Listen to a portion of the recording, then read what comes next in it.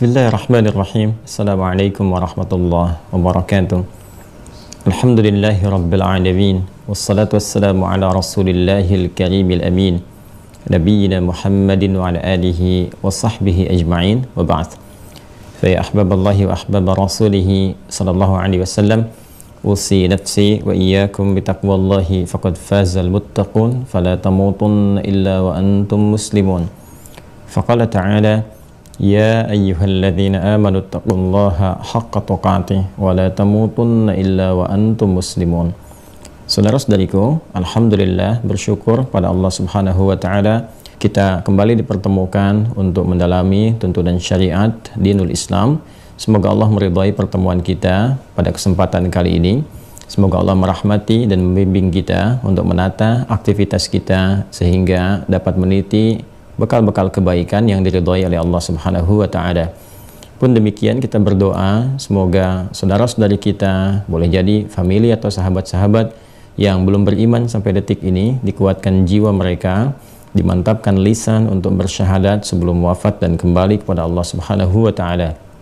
Pun demikian semoga para pelaku maksiat dan boleh jadi kita termasuk di antara mereka dilembutkan hatinya oleh Allah Subhanahu wa taala untuk mau bertobat, meniti jalan kebaikan, hayatan thayyibah, dan semoga dengan itu wafat dalam keadaan husnul khatimah. Karena itu kita berikhtiar untuk kembali menata aktivitas kita menjadi amal saleh dan menguatkannya dengan dasar pengetahuan yang kokoh. Untuk itu kita belajar. Alhamdulillah kita telah memulai dengan pembelajaran pokok ilmu yang pertama terkait dengan bab akidah agar terdapat penguatan pada iman kita, lahir keyakinan tanpa ragu, sehingga dengan itu tumbuh berkembang bangunan-bangunan amal saleh yang indah dan menjadi bekal terbaik untuk kembali kepada Allah Subhanahu wa taala. Di pertemuan yang lalu kita telah sampai pada simpul yang kelima dari 6 simpul pokok yang kita kenal dengan rukun iman yang dapat memberikan cengkraman kuat pada jiwa kita sehingga melahirkan satu keyakinan yang utuh, tidak ada keraguan dalam rangka menuhankan Allah Subhanahu wa taala dan menyembahnya. Dari 5 itu telah sampai kita pada pembahasan yaumul akhir pada pengantarnya. Hari ini kita akan mencoba dengan izin Allah untuk menyempurnakan bahasan dimaksud, sehingga dengan itu mudah-mudahan ada kelengkapan dari apa yang telah kita kaji.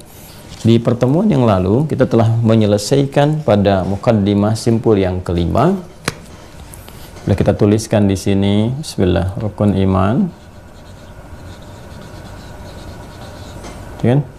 Dan simpulnya telah kita pelajari satu terkait dengan Allah, kita sudah selesaikan dan segala hal yang terkait dengan pembahasan ini.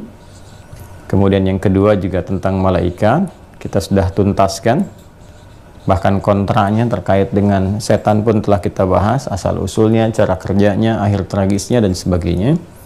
Dan yang ketiga tentang kitab kita juga sudah uraikan, bagaimana kita dapat mengetahui segala informasi valid yang terkait dengan Allah, ya, serta hukum-hukum yang berkelindan dengan itu semua. Juga tentang malaikat yang ditugaskan oleh Allah Subhanahu wa taala mensupport kehidupan kita. Semua terangkum secara sempurna dalam kitab, dan kitab yang diwahyukan pada Rasulullah SAW sebagai rasul penutup yang sempurna, yang abadi mukjizatnya sampai dengan kini, kan, yaitu Al-Quran, dan selanjutnya sampai kehidupan berakhir. Untuk mengetahui Al-Quran ini isinya, kan, sebagai pedoman kehidupan, maka Allah menugaskan, kan, Rasul, yaitu Nabi Muhammad Sallallahu Alaihi Wasallam sebagai Rasul penutup untuk menerangkan ini semua. Keterangan beliau yang disebut dengan hadis, dan diminta kita untuk mengikuti dan meneladani segala yang dijelaskan oleh Rasulullah SAW, baik berupa perkataan, perbuatan, sikap, sifat, ketetapan, dan segala hal yang terkait dengan aspek kehidupan beliau Nabi Muhammad SAW, kan? Itu disebut dengan sunnah namanya. Ya, segala yang disandarkan pada beliau disebut dengan hadis, dan pola kita untuk mengikutinya, jejak hidupnya, setiap tapak tilasnya disebut dengan sunnah namanya, ya kan?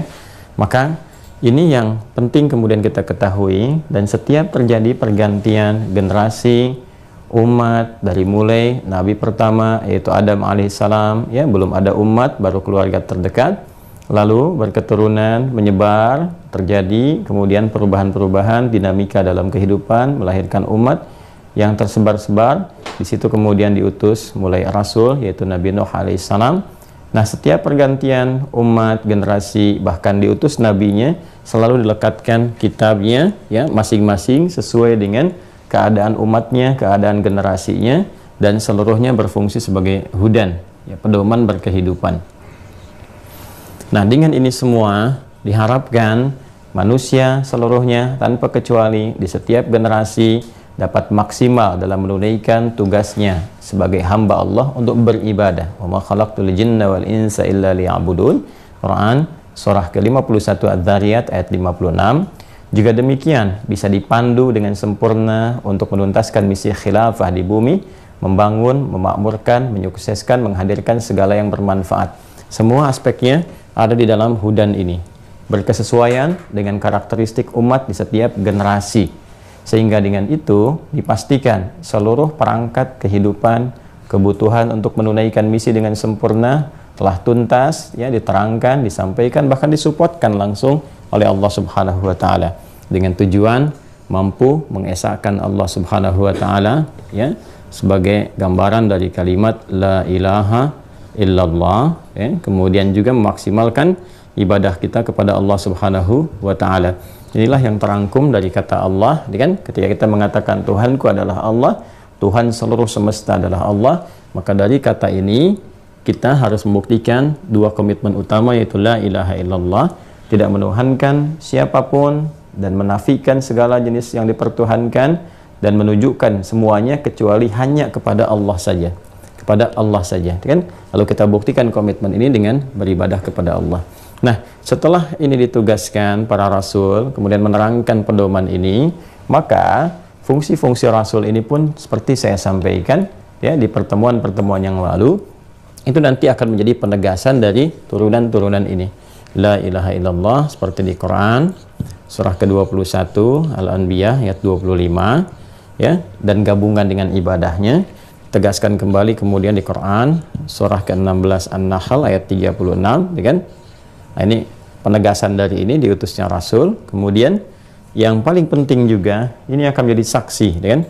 Semua Rasul tanpa kecuali akan menjadi saksi bagi ketaatan umatnya, bagi umat-umatnya yang mengikuti pedoman-pedoman yang dimaksudkan, siapa yang menyimpang dari itu, siapa yang mengikutinya, karena di setiap generasi ada Rasulnya, setiap generasi ada nabinya.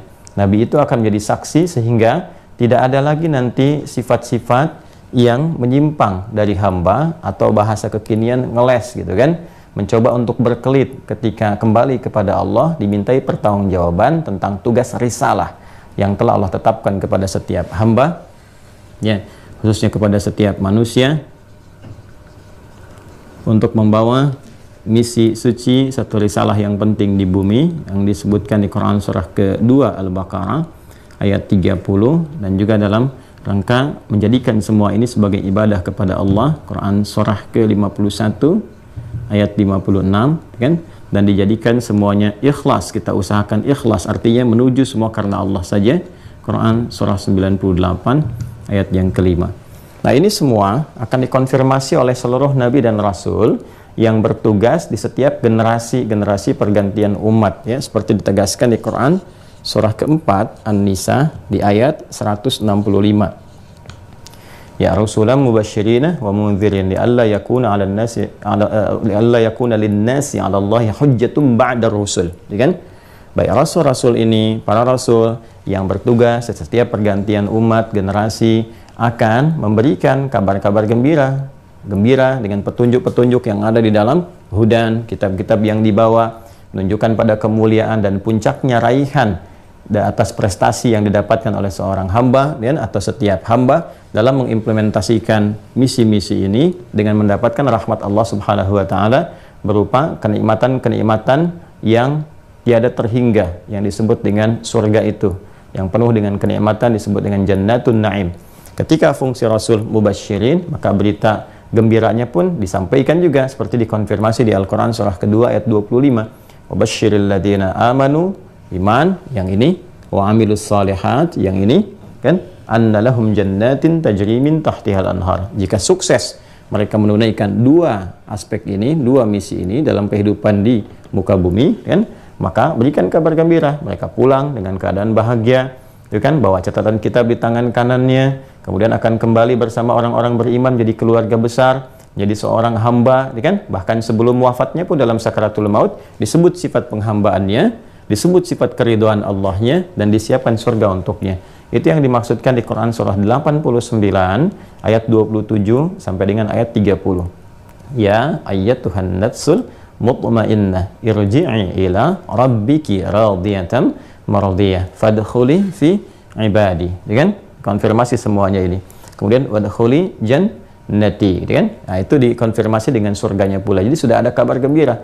Karena itu banyak sekali insan beriman yang sejati di ujung-ujung masa kehidupannya dalam sakaratul mautnya, ketika ditampakkan hasil dari kerja kerasnya, hasil dari kesabarannya, hasil dari ibadahnya, itu muncul raut kegembiraan, kebahagiaan, bahkan dalam suasana terbaik dia berpulang, gitu kan? Karena mendapatkan satu kebenaran dari apa yang telah dijanjikan dan sukses setelah menunaikan seluruh misi-misi dengan kerja keras, kesungguhan dan keikhlasannya. Jadi dikonfirmasi. Kemudian juga mundzirin, mengingatkan, memberikan peringatan kalau kamu menyimpang resikonya akan seperti ini, kan? Karena itulah nanti di peringatan ini muncul berupa sifat-sifat, berupa sikap-sikap yang disebutkan ini jangan sampai terjadi, ini jangan sampai diikuti. Ini yang kemudian terefleksikan dalam bentuk larangan-larangan. Kalau mubasyirin tadi dalam bentuk perintah-perintah, perintah dan larangan, kan? Nah, perintah. Kemudian mundzirin sifatnya larangan-larangan. Karena itu para ulama tafsir bahkan memberikan satu petunjuk yang sangat singkat, padat dan jelas bahwa isi kitab ini pada umumnya itu akan terklasifikasikan pada dua bagian utama. Ya, demikian pula pada penjelasnya berupa hadis, ya, keterangan-keterangan Nabi, Rasul, juga petunjuk yang diikuti. Ini terklasifikasikan atau terkristalisasikan pada dua bagian utama. If'al, ya kan, berupa perintah. Kemudian la taf'al, berupa larangan, ya, larangan, do it and leave it, gitu kan, perintah dan berupa larangan. Dua hal ini nanti akan menyulam apa yang disebut dengan takwa, ya. Jadi ketika kita berusaha meningkatkan semua aspek kinerja kita dalam menuntaskan misi dengan sempurna, mengumpulkan ibadah berupa amal soleh, ya, dengan dasar iman yang kokoh, ketika dikumpulkan itu yang disebut dengan takwa, ya kan? Karena itu ulama kan mendefinisikan takwa itu secara singkatnya dengan menunaikan segala perintah Allah dan menjauhi segala larangannya. Ini saya berikan dasar pemahamannya, ya, sehingga kita mengetahui, oh ternyata definisi itu asalnya dari sini, dalilnya turunannya dari sini. Itu yang menjadikan takwa banyak didefinisikan secara singkat dengan menunaikan segala perintah Allah, imtithalu awamirih, gitu kan, kemudian menjauhi segala apa yang dilarang, wajtinabu nawahihi, gitu kan. Ini yang dimaksudkan teman-teman sekalian. Nah, ini yang dikonfirmasikan lewat fungsi semua rasul, ya, semua nabi. Rusulam mubasyirina wa mundzirin, kan, para rasul itu ditugaskan untuk memberikan kabar gembira jika kita banyak mengerjakan perintah-perintah Allah, gitu kan. Kemudian mundzirin, meninggalkan segala yang dilarang, diingatkan kepada kita untuk meninggalkan, sehingga meninggalkan itu kan hukum yang melekatnya pasti larangan, kan? Tinggalkan dusta, berarti apa? Dilarang berdusta, jangan berdusta. Maka nanti ada pengingat, wailul lil mukadzibin, nanti kalau dusta bisa celaka, ya kan? Kemudian jangan bergibah, ya kan? La yaghtab ba'dukum ba'dha, jangan mencela, la yasraqu min qaum, ya kan? Dan seterusnya. Jangan berzina. Kalimatnya nanti bisa macam-macam, tapi intinya mengacu pada larangan. La taqrabuz zina, jangan dekati, ya kan? Dekati aja nggak boleh, apalagi melakukannya, dan seterusnya. Jadi ini sifat konfirmasi dari segala hal yang dibawa oleh Rasul serta para nabi dalam menunaikan misi-misi khusus mereka dalam menerangkan kandungan seluruh kitab. Untuk apa? Li'alla yakuna lin-nasi 'ala Allahi hujjatun ba'da rusul, supaya manusia nanti tidak ada yang ngeles lagi, tidak ada yang menyangkal lagi ketika kembali kepada Allah, dan dipertanggungjawabkan segala misi yang dia bawa. Kenapa? Karena semua rasul ini akan jadi saksi dari seluruh perilaku umatnya. Ini yang mengikuti. Jadi setiap generasi sudah ada tandanya. Ini umatnya Nabi Musa alaihissalam, ini umatnya Nabi Isa alaihissalam, sudah ada tandanya semua. dan sudah catatannya. Nah, nanti Nabi, Rasul yang bertugas di setiap masa itu mengonfirmasi, oh ini yang umat saya, ini yang ikut apa yang saya sampaikan. Oh ini bukan umat saya, yang termasuk umat itu yang mengikut, walaupun dia hadir di generasi saya, tapi dia nggak ikut, jadi nggak disebut umat saya. Dia nggak ikut petunjuk, ya, dia nggak mau mengikuti apa yang kemudian saya arahkan, yang ditugaskan oleh Allah kepada saya, bahkan dikonfirmasi. Ya, bahkan ini ada umat yang mencoba untuk menyakiti saya. Itu kan, oh ini yang mendolimi saya dulu, gitu kan. Oh ini yang kemudian bahkan yang paling tertinggi tingkat kesalahannya, bahkan menjadikan saya sebagai Tuhan, gitu kan. Itu dikonfirmasi betul dalam kondisi-kondisi itu. Maka mereka berlepas diri dari semua keburukan-keburukan. Dan ini yang paling penting, yang diakui sebagai umat yang mengikuti petunjuk-petunjuk ini. Nah, jadi kalau sudah seperti itu, artinya Rasul akan bersaksi bagi umatnya. Itu yang dimaksudkan di Quran, surah kedua, Al-Baqarah, gitu kan. Kita temukan di ayat 143. Wa kadzalika ja'alnakum ummatan wasata litakunu syuhada'a 'alan nasi wa yakuna ar-rasulu 'alaikum syahida. Demikian kami tetapkan engkau umat yang ideal ketika engkau mengacu kepada tuntunan Rasulmu, kan? Kitab yang dibawanya yang diterangkan, ya, dan diikuti itu. Engkau menjadi manusia yang ideal, umat yang ideal di pertengahan. Ideal itu kan di tengah-tengah, gitu kan? Makanya umat pertengahan itu umat yang ideal, yang bagus, yang baik, ya, yang seimbang dalam semua aspek kehidupannya, dan itu nanti akan jadi role model, ya, bagi kehidupan manusia pada umumnya. Mereka akan melihat tuh, kalau mau lihat yang terbaik itu umat Islam, kalau melihat kesabaran yang bagus umat Islam, kejujuran yang bagus umat Islam. Nah, seharusnya begitu. Karena itu di masa-masa datangnya risalah itu orang-orang Islam jadi acuan, ya. Karena itu ketika hijrah ke Madinah, Madinah itu jadi pusat acuan, pusat keteladanan. Ya, dari Yathrib, bayangkan yang terbelakang, jadi suasana kota yang memancarkan cahaya, penuh aura kebaikan. Suasana kota jadi perkotaan kan Madinah, yang melahirkan cahaya-cahaya aura kebaikan kan Al-Munawwarah. Maka disebut Al-Madinah Al-Munawwarah, sehingga orang berkata kalau ingin cari orang jujur di sana, pebisnis yang hebat ke sana, kan? Diplomat yang ulung ke sana, ya, yang mengakumulasikan nilai-nilai kebaikan ke sana, sehingga cahaya itu dibawa kemanapun tetap menjadi kebaikan. Karena itu setiap dibawa ke setiap tempat, kemanapun dia berada, membuka segala hal menjadi baik. Ya, membuka menjadi baik disebut dengan fatah namanya. Karena itu kalau umat Islam datang ke setiap tempat disebut dengan futuhat. Ya, datang ke Mekah, Fathu Mekah, datang ke Andalus, ke Eropa, Fathu Andalus. Buktinya apa? Ketika umat Islam datang kan jadi peradaban. Peradaban, maju di Andalus 7 abad, ya, di wilayah Spanyol sekarang. Coba lihat Siberia itu sampai dengan sekarang bagaimana perkembangan-perkembangan. Jejak napak tilasnya masih ada sebagai pembuktian. Ya, kemudian di timur juga di Baghdad, gitu kan, yang wilayah masuk Irak sekarang, bisa dilihat bagaimana perkembangannya, atau ke setiap tempat, bahkan sampai ke Nusantara sendiri. Ya, coba kita jujur melihat, ya, sejarah kehidupan berbangsa bernegara kita sebelum menyulam menjadi satu persatuan, satu kesatuan yang kita sangat cintai, Negara Kesatuan Republik Indonesia. Lihat jejak sejarahnya ke belakang. Ya, seperti apa ketika orang-orang Islam datang membawa risalah keislaman dengan damai sekali, nggak ada apapun, futuhat. Datang ke wilayah Barus pada mulanya, gitu kan, di wilayah Sumatera itu agak ke ujung, ya, 414 km dari kota Medan itu, jejak nafasnya sampai menyebar sampai ke Jawa, sampai ke Papua, semua menyebar. Coba bagaimana saya melihat Kesultanan Banten saja itu sudah punya kontak langsung ke Inggris, gitu, di masa-masa keemasan itu sangat luar biasa, ya. Nah, apa yang paling penting untuk kita simak pada kesempatan itu dari jejak-jejak sejarah yang bisa kita lihat, karena itu cuma napak tilas di jalan-jalan, ya, atau setiap daerahnya mengkaji sejarah-sejarah di wilayahnya, dari Aceh sampai Papua. Coba silahkan dicek. Yang saudara-saudariku, keluargaku yang ada di Aceh, coba cek kapan Islam masuk ke Aceh, bagaimana keadaannya, kemajuannya, dan sebagainya. Terus sampai ke Sumatera Baratnya, sampai ke selatannya, ke utaranya. Terus, apalagi di Jawa kan sudah banyak jejaknya juga. Sampai ke Papua, pelajari itu semua. Ya, bagaimana apa yang disebut dengan Maluku, Jaziratul Muluk itu, ya, sampai ke Ternate-nya, Tidore-nya, macam-macamnya. Bagaimana kemudian membangun peradaban, jejaring, kemudian perdagangannya, bisnisnya, sampai penjagaan selat dan sebagainya, nyambung ke Malaka, sampai macam-macam gitu. Ya, sampai mau menjejak ke Filipina pun kan itu ibu kotanya kan Manila, asalnya kan Fi Amanillah asalnya. Manila itu asalnya Fi Amanillah. Coba belajar sejarah deh. Ya, Fi Amanillah, yang damai, ya, yang damai karena Allah Subhanahu wa taala, gitu. Itu kan jejak-jejaknya masih ada. Itu kita barangkali tidak mendapat akses yang cukup untuk melihat itu kembali. Coba tampilkan lagi supaya kita belajar. Ya. Ya, itu banyak sekali kota-kota, kayak di Turki kan ibu kotanya sekarang Ankara, kan dulu kan ke Istanbul disebut Istanbul, itu kan Istanbul, kota Islam asalnya, itu kan. Ya, banyak nanti teman-teman sekalian di Pakistan, misalkan Islamabad, disebut dengan Islamabad, itu banyak jejaknya.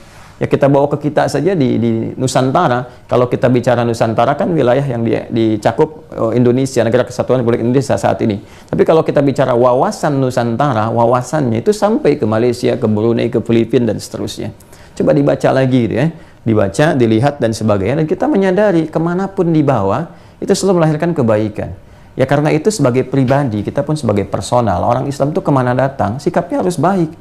Itu yang menjadikan transformasi kehidupan. Dulu dari jahiliyah menjadi khaira ummah. Di Quran surah ketiga, gitu kan, Ali Imran ayat 110.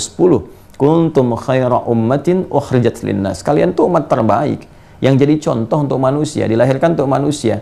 Kapan ketika jadi baik itu? Ini poinnya. Ta'muruna bil ma'ruf, ini if'al. Wa tanhauna 'anil munkar, la taf'al. Wa tu'minuna billah, dasarnya ini. Jadi kita itu akan menampilkan segala aspek kebaikan dalam bersifat serta bersikap, gitu kan? Sepanjang kita mau kembali ke sini, ikutin deh ini. Jangan menyimpang sedikit pun, ikutin aja, maka akan merubah perilaku kita jadi yang terbaik. Ya, kan ahli Quran itu ciri khas utamanya begitu mendekat kepada Quran itu tumbuh pribadi-pribadi yang baik, perilaku-perilaku, sifat-sifat, sikap. Itu kan yang dikonfirmasi di Quran surah 35 Fatir kan, di ayat 32 itu. Thumma awrathnal kitaba alladhina istafayna min ibadina faminhum zalimun li nafsihi wa minhum muqtasid, yang berhasil, wa minhum sabiqun bil khairati bi idznillah. Ya. Jadi kalau kita kembali ke sini, coba tunjukkan deh kepada saya, ada nggak di Al-Qur'an yang mengajarkan yang tidak baik? Yang mengajarkan sifat pesimis, yang mengajarkan kemunduran? Tidak ada. Semua sifat-sifat kebaikan, optimis, proporsional, berkemajuan, semua ada di sini semua. Ya, sehingga transformasi kehidupan orang-orang yang berinteraksi dengan Al-Quran dan penjelasan Nabi dalam sunnah, itu semua tertransformasikan pada dirinya perubahan-perubahan positif, dan keluar semua aura-aura positif kebaikan-kebaikannya. Dan proporsional. Ya, apalagi kalau orang belajarnya itu komprehensif gitu, maka Masya Allah dapat semua hal. Dari sikapnya, tuturnya mulia gitu kan, dan semua kedisiplinan dibawa kemanapun, ke pekerjaan disiplin, jujur, baik, karena terjaga dengan ini. Itu yang dimaksud khaira ummah. Dan dia proporsional. Ya, persoalannya kan sekarang ini adalah umumnya masyarakat kekinian, ya, Muslim, kan? Nah ini terbatas akses pembelajarannya kepada Al-Quran dan hadis. Ada yang sepotong-sepotong, ada yang mengambil hanya sebagian sebagai perangkat amalan praktikal formal saja. Praktikal formal itu kalau Quran ya baca aja, tanpa ada penggalian riset kepada hukum-hukumnya yang diimplementasikan dalam perbuatan kita. Ya, yang diinginkan lewat ayat-ayat ini ditunjukkan oleh Nabi kan jadi kurikulum kehidupan seperti yang pernah kita bahas di pertemuan yang lalu, ya kan? Jadi kalau kita tarik ke rumah tangga, bukan cuma diteladani, bukan cuma dibaca ayat-ayatnya, tapi dikeluarkan. Ini fungsi suami begini, ketika jadi ayah begini, anak begini, istri begini, lalu dipraktekkan dan lihat apa yang terjadi perubahan di rumah tangga. Di pekerjaan, apa aspek pekerjaannya? Diplomasi kah, birokrasi kah, bisnis kah, dagang kah, arsitektur kah, macam-macam, keluarkan bimbingannya. Udah ditemukan itu, ikuti gitu, dan lihat apa hasilnya. Pasti terjadi sesuatu yang beda, lain rasanya, dan itu yang kemudian melahirkan banyak peradaban, cahaya dan seterusnya. Coba deh kembali cek, dan nggak akan bertentangan, apalagi dengan hukum yang berlaku di Indonesia, nggak akan pernah bertentangan. Ya, karena konsensus tentang hukum yang diterapkan di negara kita yang kita cintai ini, itu sudah mengcover segala nilai keagamaan, apalagi Islam yang memang mayoritas penduduknya ada di situ, gitu kan? Itu sudah mengcover semuanya dan didesain nggak bertentangan. Makanya hanya orang bodoh yang mempertentangkan antara Al-Quran atau Islam dengan dasar-dasar negara. Itu saya sebut bodoh itu karena tidak mengerti aspek sejarah dulunya. Dan itu ada jaminannya gitu kan. Nah, ini saya tegas sampaikan supaya nggak dibangun isu-isu bahwa ini ditentangkan antara Islam ataupun juga agama yang lain dengan hukum-hukum negara. Udah ada konsensus dari dulu, nggak mungkin bertentangan. Sekali lagi, nggak mungkin bertentangan. Karena negara pun menjamin kita bisa beribadah dengan maksimal. Kenapa negara menjamin? Karena sudah ada risetnya.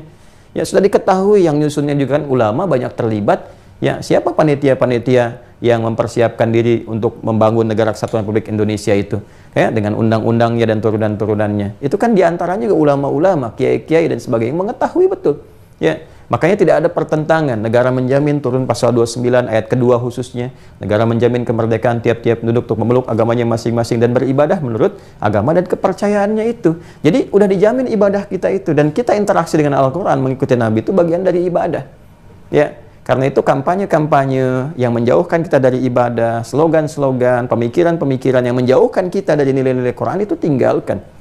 Ya, tinggalkan. Dengan elegan, menyikapinya itu tidak harus dengan mencela, ribut, untuk apa gitu kan. Menyikapinya justru dengan kembali. Boleh jadi itu trigger, katalisnya. Kalau kita kembali ke konsepsi fujur dan takwa, ini mungkin fujurnya nih.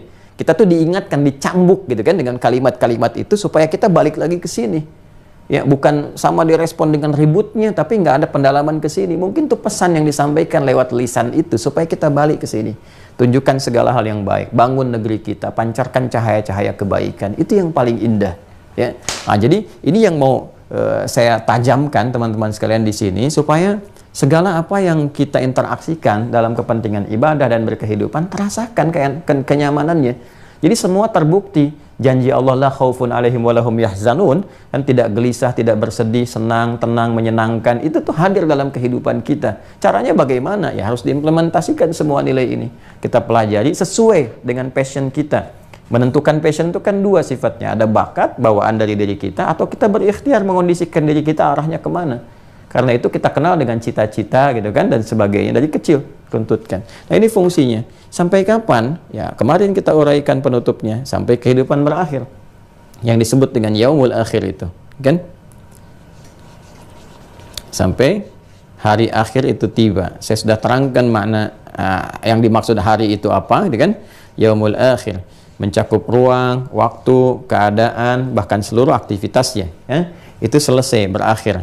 Baik itu yang sifatnya sughra, kecil, ya kan? Atau kubra, yang paling dahsyat, yang paling terbesarnya. Ya? Jadi sudah kita uraikan di titik ini, sughra, yaitu dengan datangnya kematian, wafat. Nah, jadi kita berjalani aja ini sampai kita pulang, sampai kita meninggal. Apapun passionnya. Kan kita belajar dari banyak orang yang soleh-soleh. Ya, saya tarik ke generasi terdekat lah dengan bangsa kita. Ya, bagaimana sosok, misalnya kalau di diplomasi ada kayak Haji Agus Salim, solehnya luar biasa, menguasai banyak bahasa. Beliau juga Masya Allah, ya, orang Minang yang sangat luar biasa, paham Quran, paham tafsir, kan? Jadi diplomat, ya, pakai peci, berjenggot, dan sangat luar biasa. Ya, kita mau tarik siapa lagi? Jenderal Sudirman, panglima besar sampai sekarang. Itu kan guru di Muhammadiyah. Seorang guru yang rajin, yang soleh, rajin zikir, ya, kemudian jadi panglima besar. Itu kan tipikal yang sangat luar biasa. Tarik deh tokoh-tokoh terbaik yang kita bisa lihat. Ya, apalagi ke ulama-ulamanya sudah tidak terhitung dari situ. Kita tarik, ini profesi apa, profesi apa. Kemudian juga nanti ada pebisnis, pedagang, banyak sekali kalau kita mau keluarkan. Ya, bahkan dari mulai yang mewakafkan rumahnya untuk kemerdekaan, Syekh Farad bin Marta yang dikenal dengan Jalan Pegangsaan Timur nomor 56 itu Jakarta, itu kan rumah siapa? Itu pebisnis orang Islam, Syekh Farad bin Marta, ya, dan seterusnya. Jadi kita semua lah, pokoknya kalau kita berislamnya bagus, baik jalannya aja.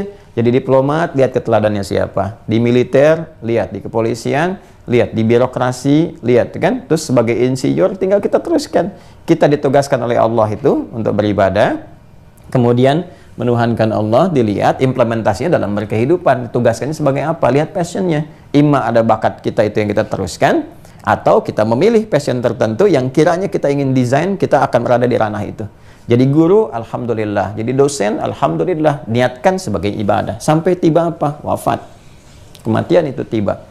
Kalau bisa kita gabungkan nilai-nilai ini lebih bagus. Seperti Mang Oded contohkan kepada kita, Allah yarham. Kan? Beliau jadi pejabat, jadi wali kota, capaian tertinggi yang sangat luar biasa, tapi setiap Jumat muter juga untuk khutbah Jumat. Jadi khatib, muter, jadi khatib. Dan puncaknya meninggalnya itu dalam aktivitasnya sebagai ibadah. Dan di hari terbaik, Jumat, waktu yang paling bagus, Jumatan, di tempat terbaik, masjid, di lingkungan orang-orang baik yang sedang ibadah. Ya, dan wafat dalam keadaan yang terbaik gitu. Jadi semua sesuai dengan passionnya masing-masing. Tinggal kita menggabungkan dan meniatkan itu sebagai bagian dari ibadah. Saya coba tarik ke yang terdekat supaya lebih terasakan dalam kehidupan kita.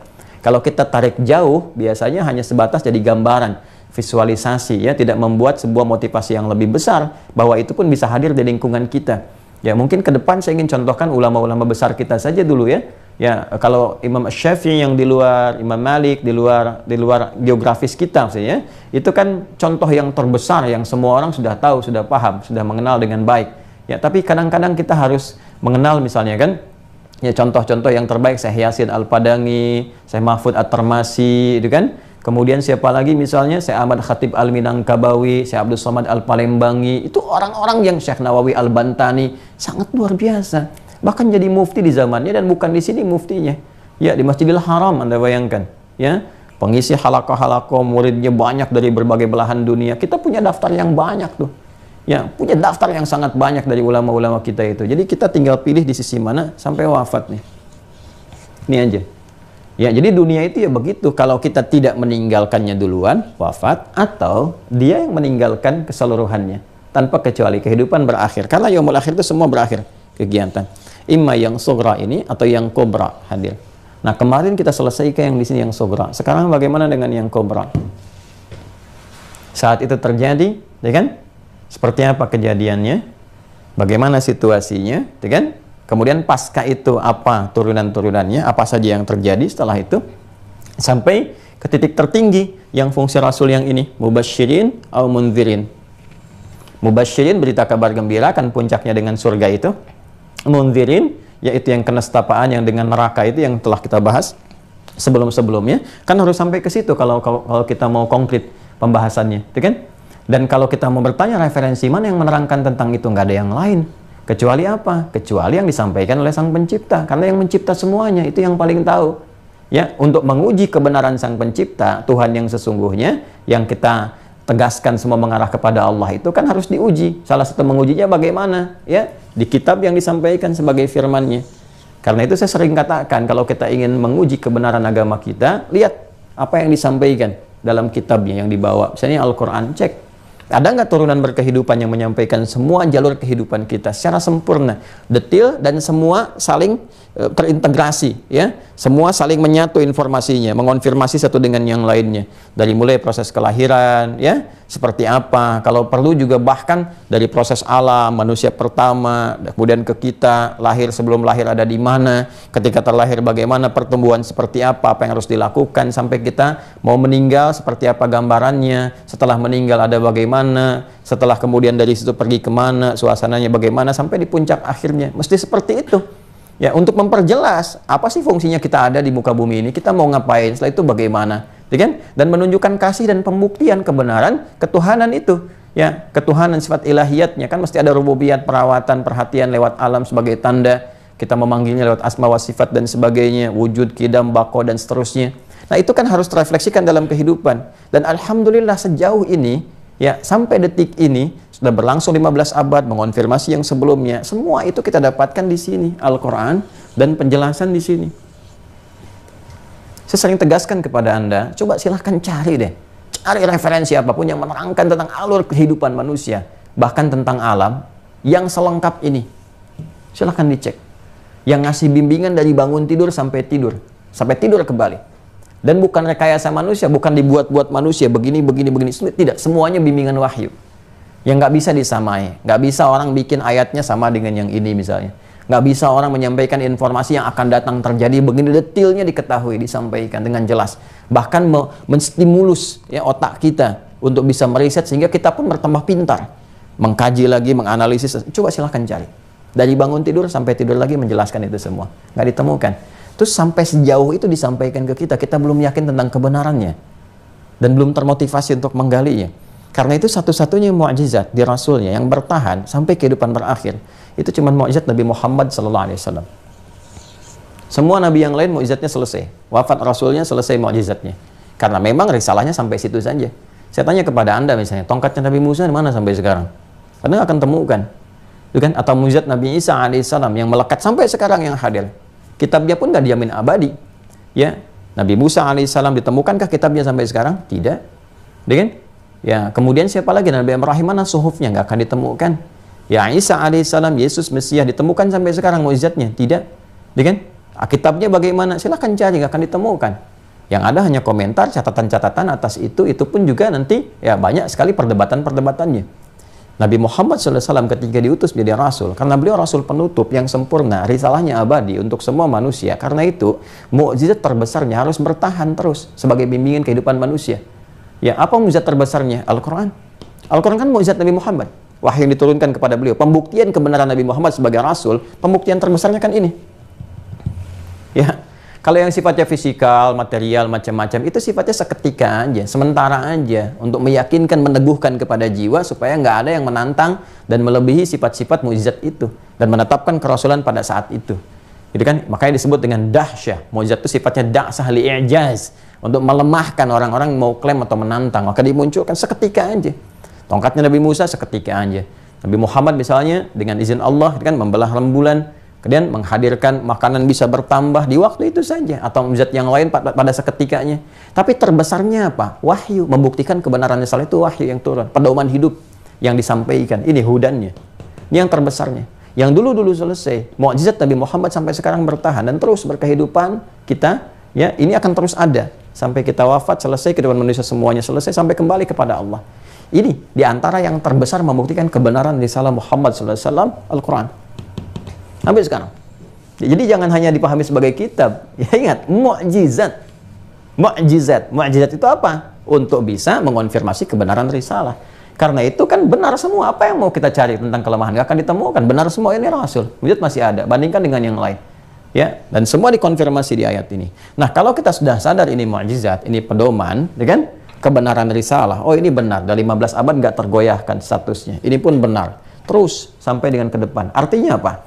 Apa yang disampaikan di sini pun semua mengandung unsur kebenaran. Baik yang sebelum terjadi, karena firman itu bersumber dari Allah, Allah mengetahui segala yang belum terjadi, sedang terjadi, atau akan terjadi. Ya kan? Ya kan? Past, present, ya, future, atau bahkan continuous, yang berlangsung terus sampai dengan akan terjadi. Sebelum terjadi di masa Nabi, dikonfirmasi, diceritakan bahkan tentang penciptaan alam semesta, tentang turunnya Adam, keadaan sebelum Adam turun bagaimana, ya kan? Sampai nabi-nabi sebelum Nabi Muhammad, sampai ke Nabi Isa, mengonfirmasi sebelum Nabi Muhammad dan Nabi Isa risalahnya ini, terus sampai ke atasnya, ya, kisah tentang Nabi Sulaiman, Nabi Daud, ya kan?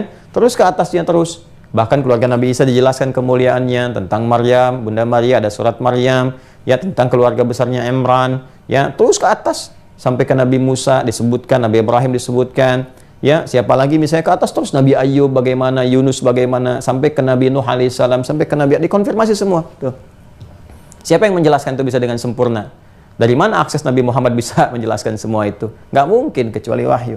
Sedang di era beliau dijelaskan tuntunan berkehidupan seperti apa, akan menyampaikan hal-hal yang terjadi kemudian, dan itu selalu sifatnya selaras dengan apa yang dialami. Ya, surat Ar-Rum itu kan surah 30, pembukanya jelas sekali.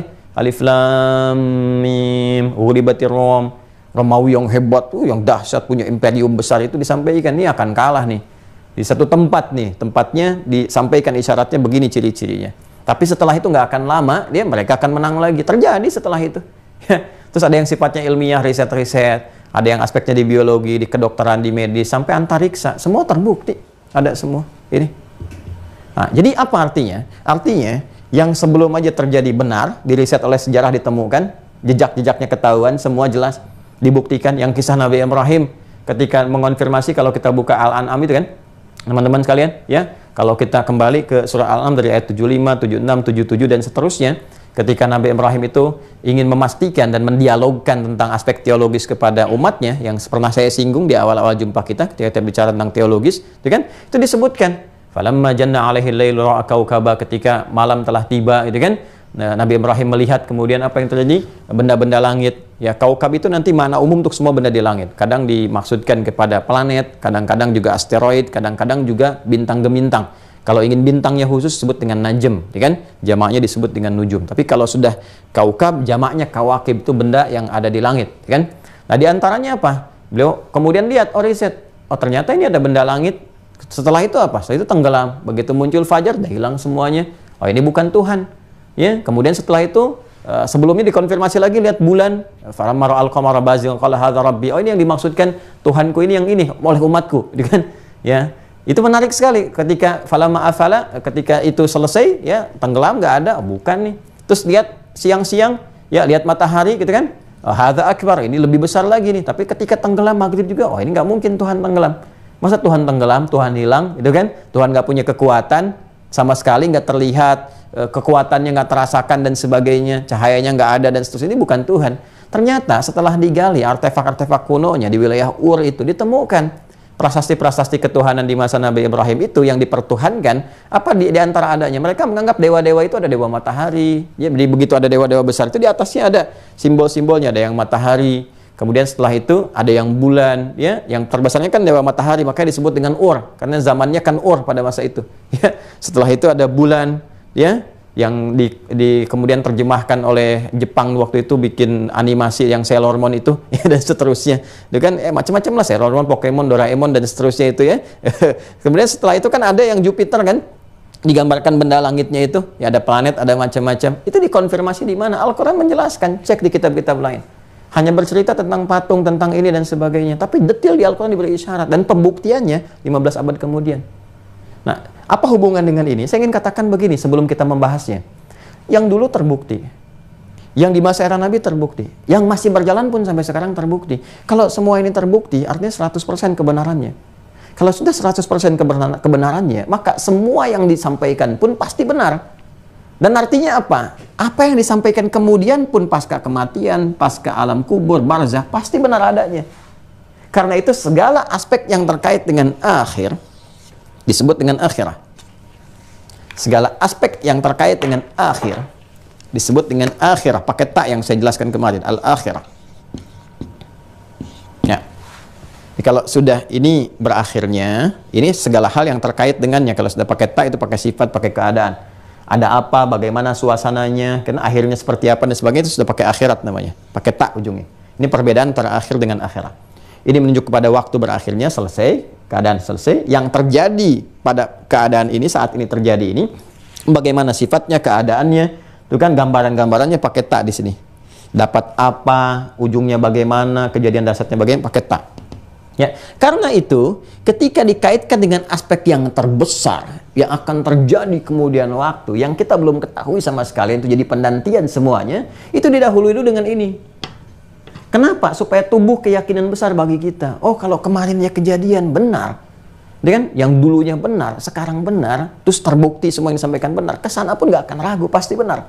Karena itu levelnya dinaikkan ketika bicara tentang akhirat, levelnya langsung disampaikan kata yakinnya. Kata yakinnya. Jadi kalau di sini kita masih bicara tentang imannya, yakin tanpa ragu, yakin tanpa ragu, yakin tanpa ragu. Tapi ketika bicara tentang akhirat, kalimatnya berubah jadi akhirat, keluar kata yakinnya langsung. Sekaligus untuk memberikan kesan kepada kita yang dulu aja udah benar, terbukti kebenarannya. Maka yang sekarang kurang apa lagi kamu harus yakin? Yakinkan betul pada jiwamu. Karena itu ketika bicara akhirat, pakai tak, yakinnya muncul. Quran surah kedua, ayat keempat. Quran surah Al-Baqarah, ayat 4. Lihat ujung ayatnya. Ya, wabil akhirati hum yuqinun. Kata yakinnya muncul. Sebelumnya kan iman kan? Dari Al-Baqarah ayat 3-nya alladzina yu'minuna bil ghaib, masih iman. Wa yuqimunas salata wa mimma razaqnahum yunfiqun, kan? Walladzina yu'minuna bima unzila ilaika, Al-Qur'an, masih pakai iman kan? Unzila ilaik wa ma unzila min qablik, konfirmasi kitab-kitab sebelumnya. Wabil akhirah ketika bicara tentang ini, hum yuqinun. Nah, kenapa ini penting saya sampaikan sebelum mengurai yang ini? Supaya ini tertanam dulu dalam jiwa kita. Pasti terjadi nih. Ini akan ada begini nih. Kalau kita sudah yakin yang belumnya betul, ini pasti akan begini. Kalau kita sudah yakin betul, maka menerima penjelasannya akan berbeda cara menangkapnya. Dengan sekedar kita tidak menghadirkan keyakinan ini secara paripurna, nanti hanya jadi kisah aja, jadi cerita aja, nggak memberikan sebuah dampak pada diri kita untuk menyiapkan diri. Kalau begini nanti saya gimana, gitu kan? Seperti apa keadaannya?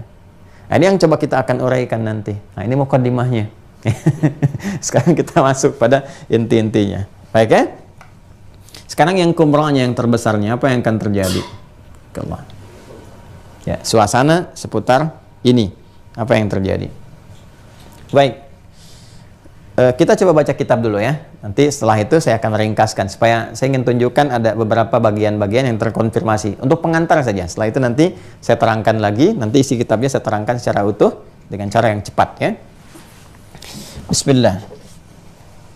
Halaman 260 ya. Yang sudah mendownload teman-teman, boleh silahkan, gratis kok downloadnya. Ya, nggak ada apa-apa, kita sampaikan secara terbuka. Kalau mungkin masuk teman-teman yang belum terhubung dengan Mira, cara masuknya kan lewat Wah Corner. Itu ada infak hanya untuk paket teman-teman saja, buku panduan dan sebagainya. Karena itu kan dicetak dan akan diteruskan kembali untuk bisa lebih bermanfaat gitu kan untuk semuanya. Nah, itu silahkan. Setelah itu pembelajarannya nggak ada yang bayar. Zoom-nya kami bayarkan sendiri ya. Kemudian juga kita nggak ada iuran, nggak ada apapun, termasuk fasilitas belajar. Kalau ada hal-hal yang kita sampaikan berupa seperti ini misalnya penjelasan kitab sebagainya, nggak ada biaya sedikit pun ya. Kita betul-betul ingin mendesain pembelajarannya tersampaikan dengan baik. Bahkan di Mira pun, di Mira itu kita nggak adsense, nggak ada apapun, karena memang arahnya hanya untuk belajar. Silahkan saja gitu ya. Jadi nanti ketika Anda masuk ke YouTube Mira, masuk ya, silahkan pelajari sepenuhnya dari situ, dari awal sampai akhirnya. Kita nggak ada hal-hal yang diarahkan untuk kepentingan dengan duniawi di situ. Nah, ada tengah ya di sini 260 sebelah kanan tuh ada yang tengah-tengahnya, mafhumul yaumil akhir, mafhumul yaumil akhir, kan? Pengertian hari akhir, kan? Baik, yuk kita mulai ke bawah ya. Nah, ini yang tadi mau saya konfirmasikan. Bismillahirrahmanirrahim. Yabda'ul yaumul akhir bi fana'i a'lamina hadza. Yaumul akhir, berakhirnya segala hal yang terkait dengan aktivitas. Ingat ya, yang tadi saya sampaikan, dan kemarin, ini mengonfirmasi yang kemarin detail saya terangkan. Kalau sudah ada kata yaum, itu bukan hanya mencakup hari dari sisi waktunya. Ingat ya? Tapi yang dimaksudkan juga keadaannya, aktivitasnya, segala tempat yang terkait dengan aktivitas itu. Jadi totalitas yang terkait dengan aktivitas kita itu yang dimaksudkan dalam kata yaum itu. Ya, jadi sudah masuk kepada waktunya, ya, akhir berakhir, keadaannya ikut berakhir juga, aktivitasnya berakhir juga, tempatnya habis juga ya. Karena itu di sini disebutkan yabda'ul yaumul akhir, ya, hari akhir itu ya yang mengakhiri segala macam aktivitas dan totalitasnya akan diawali dengan fana'i alamin hadza, ya, hancurnya, habisnya alam kita ini. Selesai, habis kan. Saya teruskan dulu sebentar. Fayamutu kullu man fihi minal ahya, maka semua yang hidup itu akan meninggal, akan wafat, selesai semuanya. Ya, hewan-hewan pun akan mati, yang berkehidupan semua mati, ya. Hewan-hewan mati, tumbuhan mati, manusia juga wafat ya dan sebagainya, selesai semua, kan? Wa tatabaddalul ardu ghairal ardi was samawat, kan? Dan kehidupan di bumi pun yang kita pijak ini sudah semua akan berubah seketika. Ya, semua akan berubah seketika, tidak seperti indah yang kita tatap dan sebagainya kita pijak. Itu semua karena fana artinya hancur, hilang. Maka kita mendengar kata fana, fana diserap ke bahasa Indonesia ya. Fana itu artinya habis, selesai, hancur, ya, hilang. Ya, hilang dalam pengertian hancur, gitu ya, rusak. Nah, kemudian sebelum sampai ke sini, atau saya teruskan dulu ya, supaya ini kan highlightnya, ya, intisarinya secara umum, nanti setelah itu detailnya. Kemudian thumma yunshi'ullahu ta'ala an-nash'atal akhirah. Allah Subhanahu wa taala kemudian menghidupkan ya kehidupan yang baru, akhirah. Nah, ini segala yang terkait dengan yang akhir tadi disebut dengan akhirah. Menghidupkan kehidupan, akhir kehidupan yang terbaik, kehidupan yang baru disebut dengan akhirah, suasananya. Thumma yunshi'ullahu subhanahu wa ta'ala an-nash'atal akhirah. Kemudian Allah membangkitkan, menghidupkan ya satu kondisi yang baru yang disebut dengan akhirat, ya, kondisi akhirat, akhir dari semua kehidupannya yang di dunia sudah selesai, maka muncul yang abadinya, kan itu disebut dengan akhirat, titik yang abadi, berkehidupan di situ saja, nggak akan ada alam lain setelahnya, itu pijakan terakhir. Nah, segala yang terkait dengan itu tadi disebut dengan akhirah, ya. Maka dimulai dengan fayab'atsullahu ta'ala an-nasa jami'an, maka dibangkitkan lagi manusia. Tadi kan sudah hancur kan? Buminya sudah dihancurkan segala rupa dan sebagainya, kemudian manusianya juga sudah meninggal semua, maka dibangkitkan kembali keseluruhan tanpa kecuali manusia-manusianya, kan? Kemudian wa yuraddu ilaihimul hayah maratan ukhra, lalu kemudian diberikan kehidupan yang baru, kan? Setelah kematiannya di dunia itu dihidupkan kembali, tentunya suasananya akan berbeda. Nanti kita akan lihat detailnya. Ya, suasananya akan berbeda, ya, seperti tidak sama dengan apa yang dia alami saat kehidupan di bumi yang kita pijak dengan sifatnya dunia. Wa ba'dal ba'thi, kan? Dan setelah dibangkitkan itu tadi hancur semua, dibangkitkan kemudian. Nah, setelah bangkit itu dikumpulkan semuanya, wa ba'dal ba'thi, setelah kebangkitan itu yuhasibullahu ta'ala kulla fardin ala ma 'amila min khairin aw syarrin, maka dihisab, dipertanggungjawabkan, mengonfirmasi misi yang telah lama kita bahas, mengonfirmasi misi, kan, yang telah dibawa oleh setiap hamba dalam berkehidupan di bumi. Ingat ya, kalau kita kembalikan ke Quran surah kedua Al-Baqarah ayat 30 itu kan, ya, ketika manusia sudah berkehidupan ditugaskan misinya kan di bumi. Ya wa idz qala rabbuka lil malaikati inni ja'ilun fil ardi bukan fis sama. Ya, jadi kehidupan di bumi ini membawa misi. Apa misinya? Khalifah, jadi khalifah. Ya, di muka bumi ini, ya khalifah sudah saya terangkan, yang menggantikan tugas-tugas ya sebelum yang telah diemban oleh makhluk yang lain untuk membawa kemakmuran, kemanfaatan, kesuksesan, kebaikan, dan kehidupan itu pun saling menggantikan. Dan semua diniatkan sebagai apa? Sebagai ibadah. Quran surah ke-51 ayat 56. Wa ma khalaqtul jinna wal insa illa liya'budun. Wa ma khalaqtul jinna wal insa illa liya'budun. Tugasnya ibadah. Dan ditugaskan ibadah itu tertuju pada siapa? Allah. Konfirmasi di Quran surah 98. Ya, Al-Bayyinah ayat kelima. Wa ma umiru illa liya'budullaha mukhlishina lahuddin. Jadi setelah selesai ada yang meninggal, wafat, ya, atau alamnya semua berakhir. Habis, fana. Semua fana, ya, hancur, habis, selesai, meninggal semuanya, dibangkitkan lagi. Maka disebut dengan al-ba'ats. Al-ba'ats. Nah, nanti ini akan ada hal-hal terkait yang saya akan detilkan. Begitu setelah kemudian dibangkitkan kembali, dikumpulkan, baru kemudian Allah meminta pertanggungjawaban. Ya, disebut dengan hisab. Yuhasibullahu ta'ala kulla fardin, gitu kan? Maka Allah Subhanahu wa taala menghisab, meminta pertanggungjawaban atas misi yang telah dijalani oleh setiap hamba saat berkehidupan di bumi itu, gitu kan? Nah, apa yang dimintakan pertanggungjawabannya? Ala ma'amila min khairin au syarrin, apa yang telah dikerjakan, baik itu nanti terkumpul kebaikan-kebaikan atau keburukan-keburukan, baik saat mengerjakan segala tugas yang disampaikan, diamanahkan dengan benar, buruk ketika menyimpang dari semua amanah dan tugas itu, ya. Kemudian faman ghalaba khairuhu syarrahu adkhalahu Allahul jannata. Ya, siapa yang dominan kebaikannya mengalahkan sifat-sifat buruknya atau juga penyelewengan dari misinya, bergeser kepada hal-hal yang jelek yang tidak diridhai oleh Allah, ya kan? Nah, siapa yang kebaikannya melebihi keburukan itu, faman ghalaba khairuhu syarrahu, ya, siapa yang dominan kebaikannya daripada keburukannya, adkhalahu Allahul jannata. Maka Allah akan mengapresiasi, memberikan tempat pulang yang terbaik, surga untuknya. Kan Adam itu kan ditempatkan di tempat training sementara, ya, bukan yang hakikinya, itu pun sudah indah, disebut dengan jannah kan, untuk memberikan kesan kepada Adam pertama, disampaikan kepada anak cucunya, tempat kamu di sini. Adam, tempat kamu dengan anak cucumu di sini nanti. Ya kan?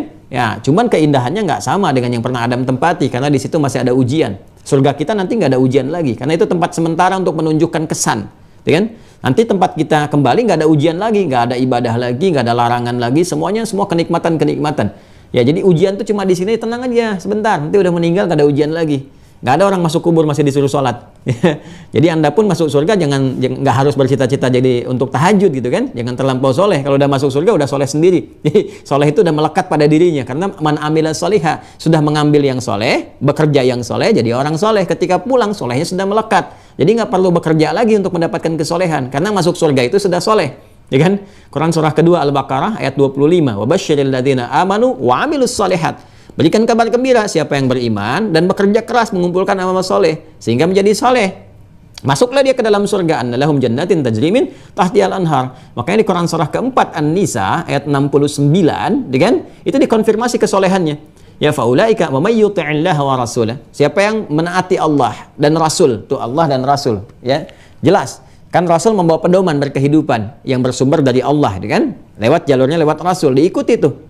Faulaika ma'alladzina an'amallahu 'alaihim, maka mereka akan mendapatkan kenikmatan-kenikmatan. Ya, an'amallahu 'alaihim, dapat nikmat.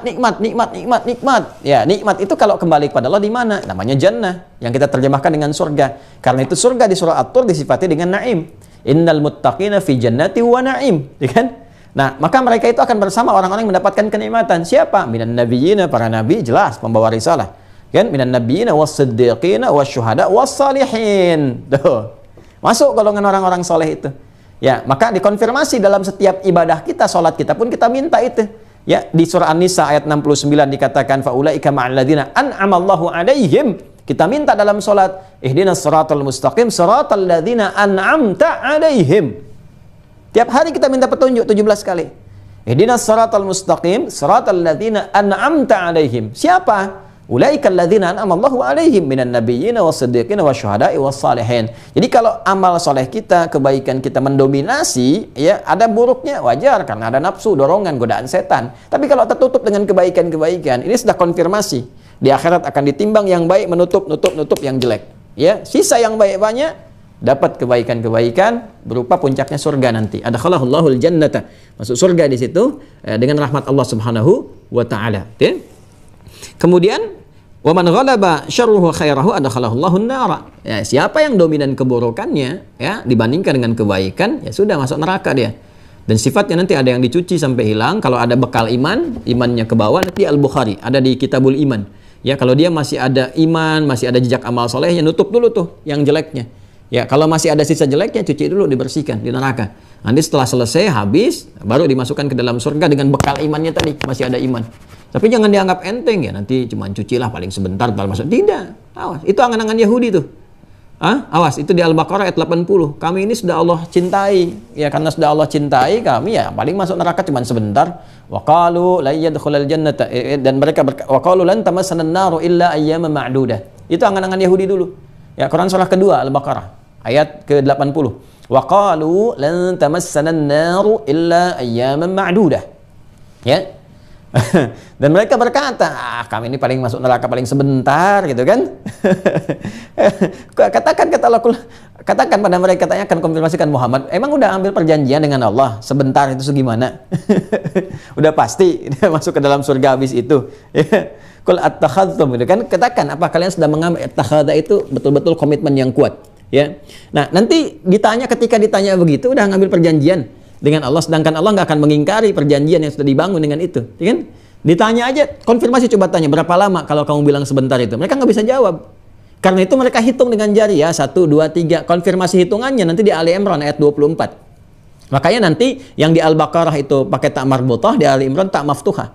Coba lihat, kalau yang di Al-Baqarah ayat 80, wa qalu lan tamassana an-naru illa ayyaman ma'dudah. Ya, qul attakhadhtum 'indallahi ahdan falan yukhlifallahu ahdah. Am taquluna 'ala Allahi ma la, ya kan? Ta'lamun, ya kan? Ya, yang paling menarik adalah di Al-Baqarah itu taknya marbutah. Ya, taknya marbutah, pendek bacanya, ma'dudah. Jelas? Nah, di Ali Imran ayat 24 itu taknya maftuhah. Coba lihat. Dzalika bi annahum qalu lan tamassana an-naru illa ayyaman ma'dudat. Ya, wa gharrahum fi dinihim. Ada ayatnya? Dzalika bi annahum qalu lan tamassana an-naru illa ayyaman ma'dudat. Ada ya? Itu pakai alif kemudian tak marbutah. Itu mengonfirmasi yang Al-Baqarah ayat 80. Jadi ketika Al-Baqarah 80 itu ditanya, mereka masih ngambang. Paling sebentar, berapa sebentarnya itu? Mereka coba hitung ya, paling 1, 2, 3, 4, 5 hari lah gitu. Itu tuh. Ya. Ya, lalu dibalas apa? Dengan turunnya ayat kan, seharinya fi yaumin kana miqdaru alf sanatin mimma ta'udun. Seharinya itu berapa? 1000 tahun. Ya. Ada nanti khamsina alf sanah, 50.000 tahun. Ya itu tuh. Jadi ketika nantang azab dinaikkan tuh. Ya, dinaikkan. Kamu nantang azab, naikin tuh. Langsung 50.000 tahun seharinya. Jadi ketika mereka menantang paling sehari, 2 hari, 3 hari, tuh yang standar seharinya 1000 tahun. Tapi kalau nantangin azab 50.000 tahun seharinya. Ya, itu yang teman-teman buku waktu daftar Mira itu dapat buku kan yang tentang Ramadan itu. Nah, itu saya bahas tentang bab ini ya, tentang pembahasan beda antara ma'dudah dengan ma'dudat ya. Nah, jadi ini yang mau kita sampaikan teman-teman sekalian. Jadi ada yang kekal abadi di dalam neraka itu karena memang nggak pernah punya bekal baik, nggak ada iman ya. Jadi kan masalah akhirat itu beda. Jadi kita pindah di dunia aja kan hukumnya beda. Kita mau ke Malaysia harus ada stempel dulu di paspor khusus di imigrasi. Kalau mau ke lebih jauh kan, ya di luar wilayah ASEAN pakai apa? Pakai visa kan? Ya, kita mau agak lebih jauh sedikit misalnya, ya mau taruhlah kita ke mana? Misalnya ke Amerika sekalian gitu kan? Ke Amerika sekalian atau ke Arab bahkan harus ada visa kan? Visa masuk, nggak ada visa nggak bisa masuk. Ya, bahkan dikonfirmasi cek di bandara. Nah, visa akhirat itu apa? Iman. Iman visa akhirat itu, visa akhirat itu iman, mesti ada stempel iman dalam jiwa kita, di stempel tuh, minimal stempel kan. Ya masuk Malaysia, Filipina, Brunei Darussalam, minimal stempel dulu, stempel imannya ada nggak tuh? Kalau nggak ada stempel iman ya nggak bisa. Ya masuk stempel imannya. Kalau ada stempel iman, pernah beriman, ada imannya benar, bagus, di hatinya stempelnya. Ya stempel iman, stempel iman pun ada yang kuat melekat, ada yang luntur, ya ada yang tertutup hilang sama sekali. Ya tutup hilang. Ya, tutup hilang tuh kafar, tercover. Orang ini disebut dengan kafir namanya. Tutup hilang. Ya. Ada yang luntur. Luntur tuh ada yang masih kelihatan bekas-bekasnya, itu dengan maksiat luntur tuh. Makanya cuci dulu yang lunturin itu. Ya. Kalau pakaian ibu kena noda kan cuci dulu. Ya, qad aflaha man zakkaha gitu kan, cuci bersihkan supaya yang bersihnya muncul lagi. Nah, itu cuci di neraka. Ntar habis itu disebutkan di Kitabul Imannya Al-Bukhari, baru diangkat. Gosong habis diangkat, itu dahsyatnya ketika masuk surga sudah lupa tuh dengan apapun yang dialami, saking nikmatnya surga itu dia dapatkan. Itu hadis-hadisnya banyak sekali, berlimpah tentang itu. Ya kan? Nah, kecuali yang nantangin azab yang kayak sifat Yahudi tadi, yang paling sebentar masuk surga juga, belum tentu. Itu dihadirkan ayat-ayat tadi untuk mengonfirmasi. Nah, sedangkan nanti yang lunturnya habis, bahkan kotor, jadi makin kotor. Kan ada yang kalau luntur makin kotor kan? Di pakaian juga. Ya, kalau luntur makin kotor kan? Nah, itulah nifak. Orang disebut munafik. Jadi bukan membersihkan pakaian, tapi mengotori pakaian sehingga merubah pakaian itu ya jadi tampilan baru.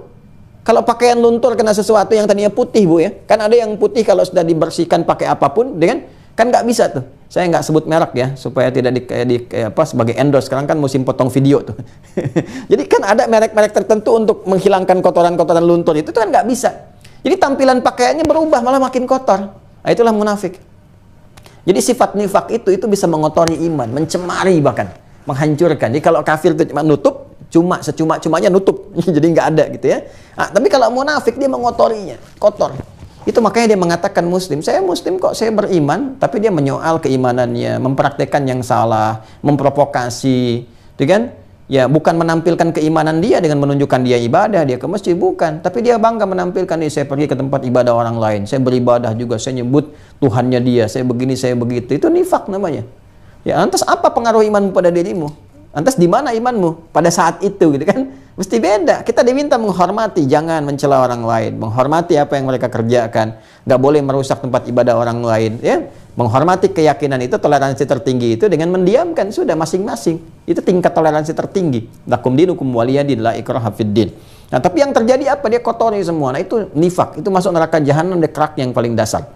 Ya, di An-Nisa ayat 145 itu kan, innal munafiqina fi darqil asfali minan nar. Dia orang-orang munafik itu keraknya, di kerak terdalamnya. Gitu kan? Nah, nanti setelah itu dikumpulkan dengan orang-orang kafir, masukkan. Itu yang di Al-Baqarah di ayat 140. Innallaha jami'ul munafiqin, munafikin dulu, wal kafirina fi jahannam jami'a. Masuk semuanya. Ya, di gambaran seperti itu yang telah kita sebagian besarnya telah kita ulas. Nah, ini gambaran umumnya. Gambaran umum. Jadi ini indah nih kitabnya ini. Nyampaikan highlightnya dulu. Masya Allah, highlight. Highlightnya dulu tuh. Ya habis, dunia habis, hancur semuanya, sehancur-hancurnya gitu kan. Nanti setelah itu dibangkitkan, bangkit kumpul, dihisab, proses hisab selesai. Nanti mana ujungnya nih? Ini yang mendapatkan nikmat, dapatnya jannah, surga, klasifikasi begini berdasarkan amal solehnya.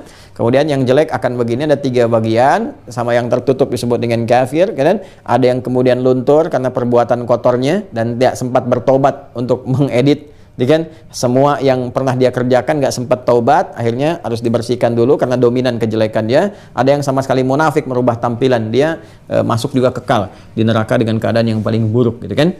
Nah, semua itu puncaknya pada akhirnya. Nah, itu gambaran umumnya.